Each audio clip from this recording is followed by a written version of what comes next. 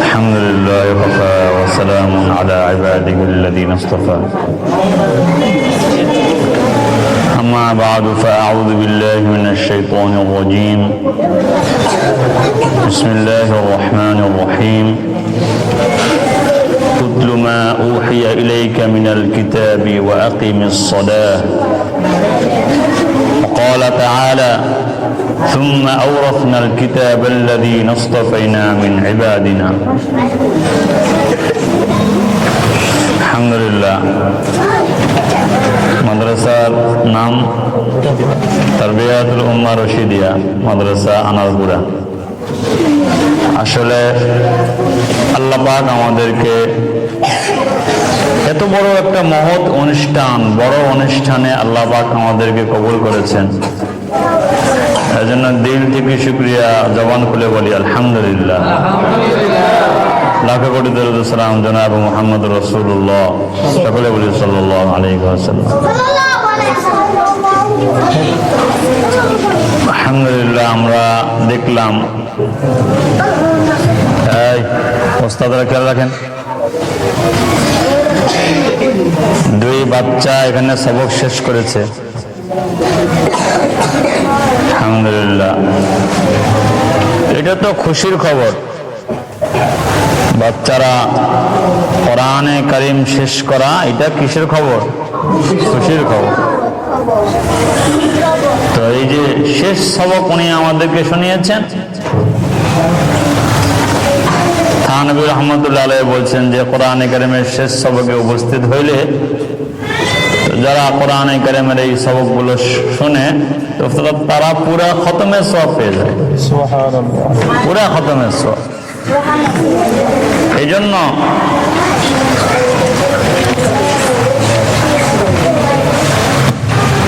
কোরআনে কারীম যে সমস্ত জায়গায় তিলাওয়াত হয়,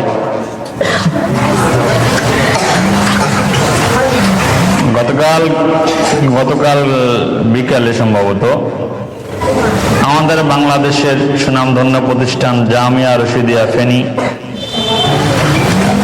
তো আমাদের রশিদিয়া হযরতের একটা বয়ান শুনতেছিলাম। উনি বলতেছিলেন যে ভাই দেখো, আমাদের এই মাদ্রাসাগুলোর সাথে সরাসরি আরশে আজিমের সম্পর্ক আছে। কি সুবহানাল্লাহ বলেন না তো সবাই? কেমনে সম্পর্ক আছে?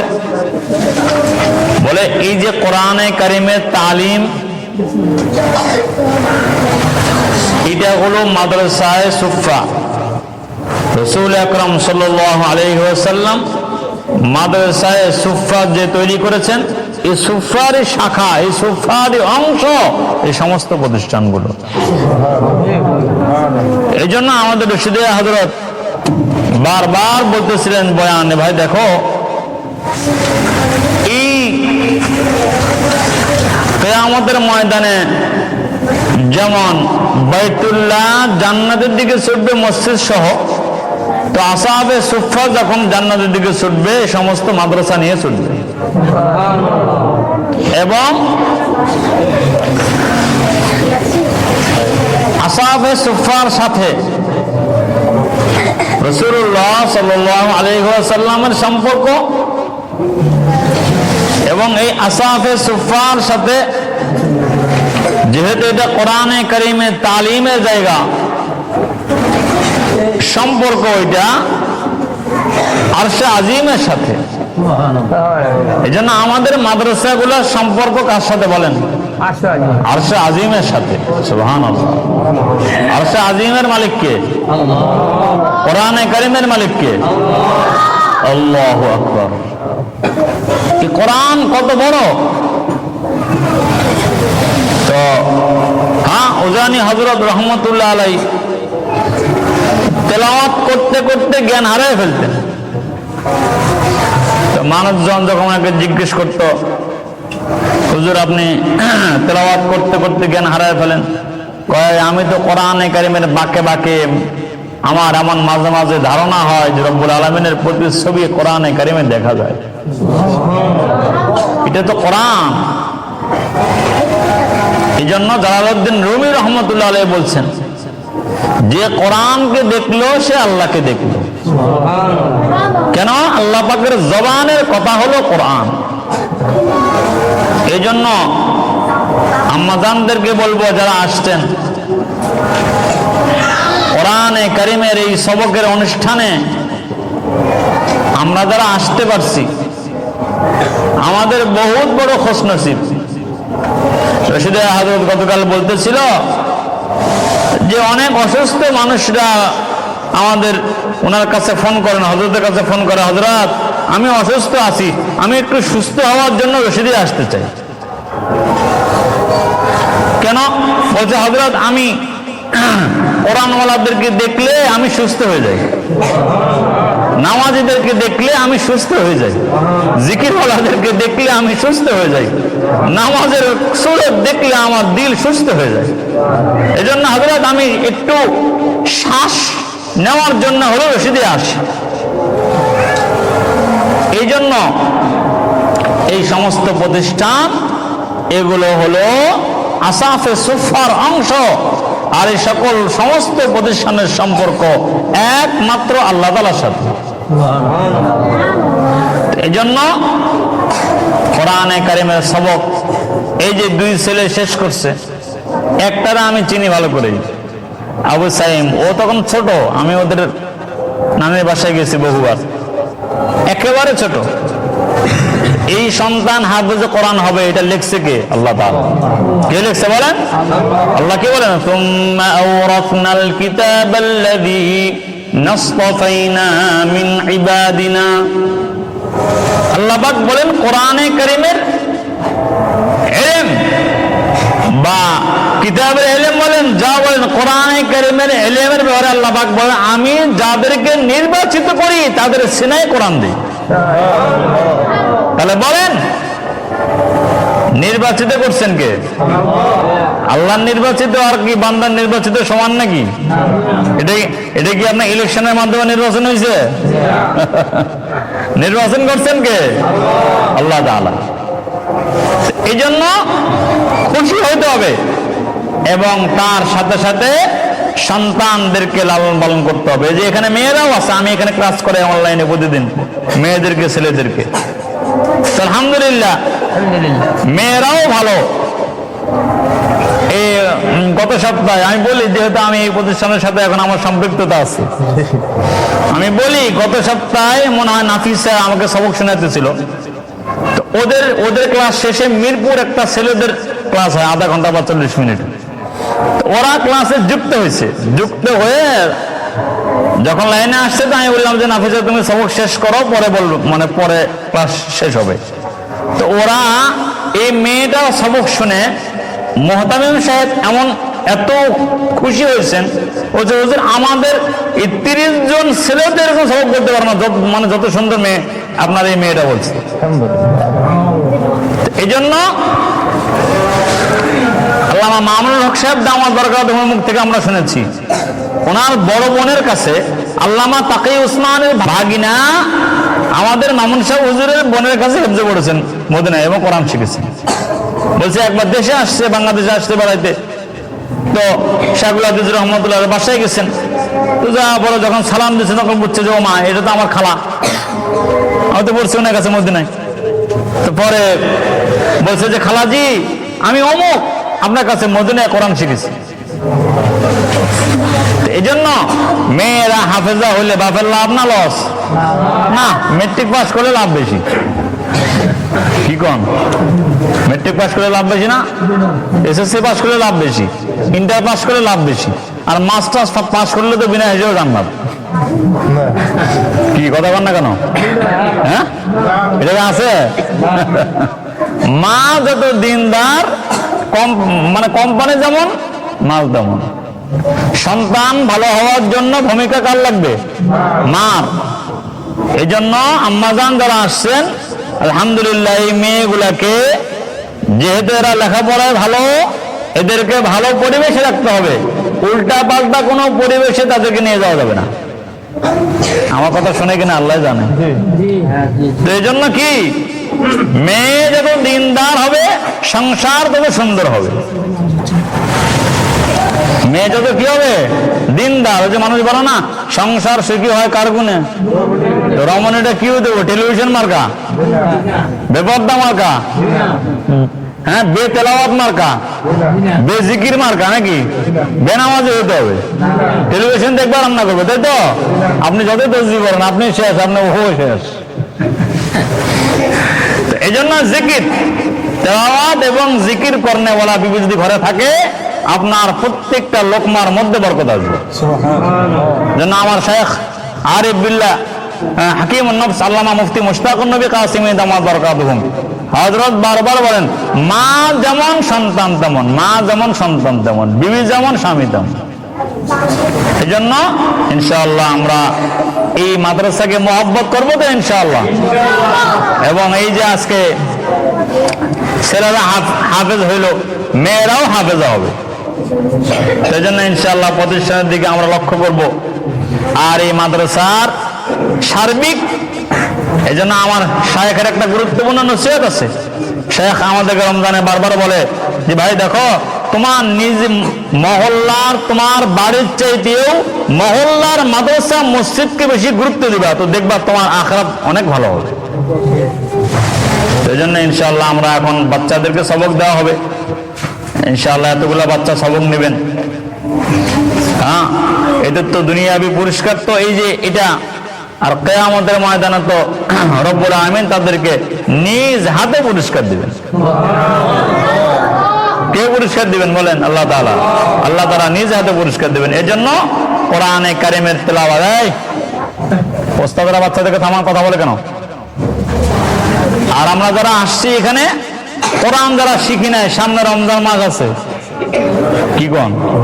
অনেকে যুক্তি হলে হুজুর আমার বাপ মরে গেছিল তো কোরআন, এই জন্য আমি কোরআন শিখতে পারছি না। তো আপনার বাপ মরছে এখান থেকে 30 বছর আগে, তখন তো সিএনজি ছিল না, কাজী হুজুর। আর 30 বছর পরে সিএনজি ছাড়া কেমন শিখছেন? কি হ্যাঁ কথা কন না কেন? হ্যাঁ 30 বছর আগে যদি কোরআন শিখা না যায় তো 30 বছর পরে সিএনজি ছাড়া কেমন শিখলেন? 30 বছর আগে সিএনজি ছিল বাংলাদেশে, হ্যাঁ তাহলে শিখলেন কেমনে? এ সকল যুক্তি চলবে না। কোরআন মানে কবরে গেলে পিঠের উপরে পিঠা চলবে। এই জন্য সুযোগ আছে। আল্লামা তাকি উসমানী ওনার কিতাবের কেউ যদি কোরআনে কারিম শিখতে শিখতে মারা যায় তো আল্লাহ পাক তাকে কবরে ফেরেশতা দিয়ে বাকিটা শিখিয়ে দিবে। তো কোরআন আমাদের শিখার দরকার আছে কিনা? হ্যাঁ, এই জন্য সবাই ইনশাআল্লাহ এখানে যারা মুরব্বীরা আসছেন, তারা জানি না বা যে সকল আম্মা আসছেন,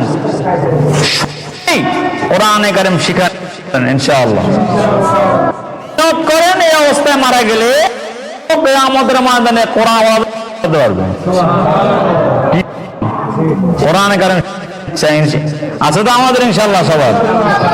আল্লাহ আমাদেরকে তৌফিক দান করেন এবং বাচ্চাদের দিনদার পরিবেশে, ভালো পরিবেশে, মাদ্রাসার বেশি বেশি নিয়ে যাওয়া, গুনাহের পরিবেশে না যাওয়া এবং গুনাহের পরিবেশে বাচ্চাদেরকে না নিয়ে যাওয়া। আল্লাহ পাক আমাদেরকে আমল করার তৌফিক দান করেন। আলহামদুলিল্লাহ। আমাদের যে সকল বাচ্চারা সবক নিয়েছেন আল্লাহ পাক তাদের সবাইকে বামুল হাফেজ, বামুল আলেম হিসেবে কবুল করেন। মেয়েরা যারা সবক নিয়েছেন তাদেরকেও বামুল হাফেজা আলেমা হিসেবে কবুল করেন, মুত্তাকি হিসেবে কবুল করেন। আমাদেরকেও, আমরা যারা এই গুরুত্বপূর্ণ অনুষ্ঠানে আসতে পেরেছি, আল্লাহ পাক আমাদেরকেও কবুল করেন, আমাদের জিন্দগির সব গুনাহ মাফ করেন, যাতে কোরআনওয়ালাদের সাথে আমাদের কিয়ামতের ময়দানে হাসর নাসর হয়। এজন্য আলহামদুলিল্লাহ যারা আমরা আসতে পারছি, দুনিয়ার সমস্ত যত দামি জায়গা আছে, হাসান বসরি রহমতুল্লাহ আলাইহি বলতেন যে দুনিয়ার সব জায়গা অন্ধকার, দুটো জায়গা দামি আছে। যেখানে কোরআনের আলোচনা হয় এই জায়গাটা দামি, যেখানে হাদিসের আলোচনা হয় এই জায়গাটা দামি। আমরা যেমন আসমানের তারকা দেখলে জলজল করে আমরা দেখতে পাই, আসমানের ফেরেশতারা এই দুই জায়গাকে এরকম তারকার মতো তারা আসমান থেকে দেখতে পায়। এই জন্য আমরা আলহামদুলিল্লাহ মাদ্রাসাতুত তারবিয়া তরবিয়াতুল উম্মাহ রশিদিয়া এই আনারপুরা মাদ্রাসায় আল্লাহ পাক সকল ছাত্র ছাত্রীদেরকে কবুল করেন, সকল গার্ডিয়ানদেরকে কবুল করেন। এবং আমি আপনাদেরকে বারবার বলবো, যেটা আমি আগেও বলেছি, যে মাদ্রাসার পরিবেশ থেকে বাচ্চাদেরকে আমরা গুনাহের পরিবেশে নিয়ে যাব না। আপনারা আমার উপর রাগ হন আর খুশি হন, আম্মাজান যারা আছেন বা গার্ডিয়ান যারা আসছেন, আমরা এমন পরিবেশে নিয়ে যায় যে সকল পরিবেশে গেলে আমরা গায়ে হলুদে বাচ্চাদেরকে নিয়ে যাই, কিন্তু মাদ্রাসার বাচ্চা এখানে আছে, আমাদের দেশে এগুলো হয়, যেহেতু গায়ে হলুদ বলেন, জন্মদিন বলেন, এরপরে আরো অন্য অন্য যত অনুষ্ঠান আছে, আসলে তার কি অনুষ্ঠান মানে যাওয়াটা ফরজ ছিল না ইলম শেখা ফরজ ছিল? এখানে ওলামায়ে কেরাম আছে, আমি ভুল বললে আমার ধরবো না। বলেন আপনাদের বাচ্চার কি এখন বিয়ে খাওয়া জরুরি না মাদ্রাসায় পড়া জরুরি? বলেন। ইলম শিক্ষা করা তার জন্য ফরজ। এখন কয় কি হুজুর ওর মার মামাতো বোনের মেয়ের ছেলের বিয়ে তো যাওয়া লাগে হুজুর। আসলে তো এই সকল পরিবেশে বাচ্চাদেরকে না নেওয়াটাই সবচেয়ে ভালো ইনশাআল্লাহ। আর আমরাও বাচ্চাদের প্রতি যত্ন নেব, তারা বাসায় গেলে ইজ্জত করবো তাদেরকে। আব্দুল হাই লখনবী রহমতুল্লাহ আলাইহি 7 বছর বয়সে হাফেজে কোরআন হয়েছে। ওনার আব্বা, এই কথা বলেন না মেয়েরা ভিতরে কি, ওনার আব্বা এই পরিমাণ খুশি হয়েছেন যে ওনাদের 7টা লালন পালন করা গরু ছিল। কটা গরু? 7টা গরু। এই 7টা গরু উনি ওনার এলাকার সমস্ত লোকদেরকে খাওয়াই দিয়েছেন। কেন খাওয়াই দিয়েছেন বলে জানো? এই লখনৌর মধ্যে হাজারো সন্তান আছে, কিন্তু কারো সন্তানকে আল্লাহ কোরআন দেয় নাই। আমার এই ছোট্ট সন্তানের সিনায় আল্লাহ 30 পারা কোরআন ঢুকিয়ে দিয়েছে। এটা বুঝতে হবে দোস্ত। এই জন্য আমরা আব্দুল কাদের জিলানী রহমতুল্লাহের নাম শুনি। হ্যাঁ, উনি বড় বুজুর্গ ছিল। কেমন হয়েছে বড় বুজুর্গ?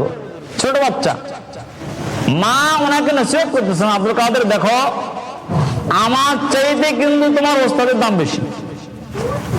কি বলছে? আমার চাইতে তোমার ওস্তাদের দাম বেশি। ওস্তাদ যা বলে তা শুনবা। শরীয়তের মধ্যে ওস্তাদ যা বলে তা শুনবা। এটা ওনার মা ওনাকে নসিহত করছে।